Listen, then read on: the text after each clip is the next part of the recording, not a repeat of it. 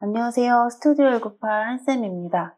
수채화 물감으로 그리는 풍경 드로잉을 해볼 건데요. 지금 여기는 보홀이라는 섬이에요.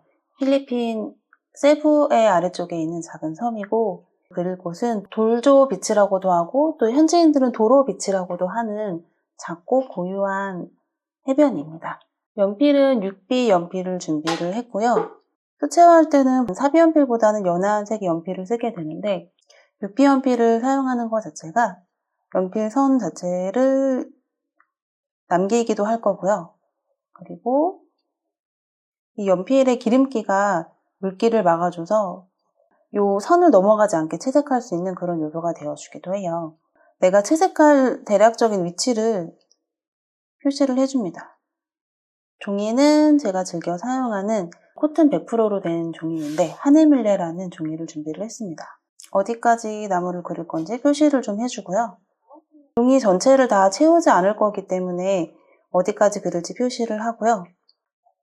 사실적으로 비싸게 그리는 것보다는 내가 그리고 싶은 부분만 선택해서 그리려고 해요. 스케치를 아주 간단하게만 해보았고요. 채색을 시작해 볼게요. 붓은 다람쥐 털 붓을 사용할 건데 이거는 물을 많이 머금는 성질을 갖고 있습니다. 하늘을 먼저 칠해 볼게요. 하네밀레 종이가 상당히 물을 잘 흡수하기 때문에 빨리 지나가면 이렇게 거칠게 표면만 사용하게 되고, 또 천천히 속도를 내서 물을 담뿍하면은 안에까지 스며드는 또 특징이 있어요. 보통 보홀에서는 알로나 비치를 많이들 가는데 여기는 알로나에서 뚝뚝이로 한 15분, 20분 정도 떨어진 곳이고요. 굉장히 조용하고 작은 해변이에요.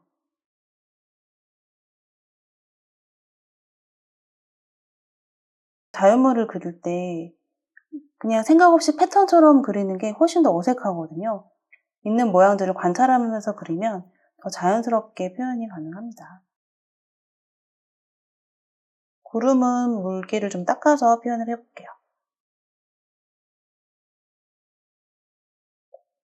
이제 땅을 채색을 해볼 건데요. 생각보다 땅의 컬러는 무채색에 가깝긴 하거든요. 종이가 마르기 전에 덧칠을 계속하면 종이가 상하기 때문에 말려가면서 수채화는 하는 것이 중요합니다.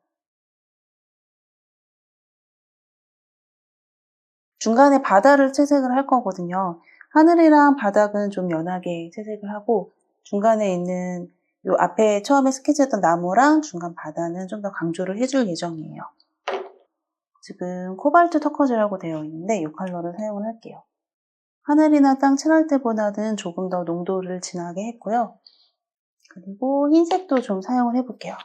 수채화 물감에 흰색이나 검정색을 사용하지 못하게 저도 배웠던 적이 있는데 반드시 그래야 되는 건 아니라고 지금은 생각을 해요.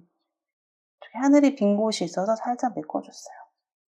이 물감이 번지는 게 싫다면 충분히 말려가면서 그리면 되고요. 아니면은 뭐 실내에서 그린다면 드라이기나 바람을 사용해서 좀 말리는 것도 추천을 합니다.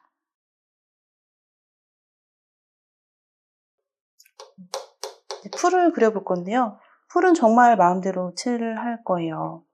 수채화 물감이랑 과슈의 차이점을 많이들 궁금해 하시는데 과슈는 조금 더 안료가 많이 들어있어서 좀 더 물을 많이 사용해야 되는 그런 재료라고 생각을 하시면 돼요. 옆에 있는 또 나무는 색을 변형을 해볼게요. 손이 가는 대로 내가 그때그때 칠하고 싶은 색을 사용해서 칠을 해도 됩니다. 나무라고 꼭 갈색 또 풀이라고 초록색 사용하지 않아도 저는 충분히 재밌는 그림이 나온다고 생각하거든요. 어떻게 그려야 된다는 정답은 없기 때문에 내가 하고 싶은 방향으로 좀 마음대로 그려도 돼요. 그래서 지금 라이브 제목을 내 맘대로 그리는 이라는 타이틀을 달았거든요. 물감이 마르기 전에 이렇게 색을 넣어주면 서로 섞여 들어가면서 또 재밌는 느낌이 생깁니다.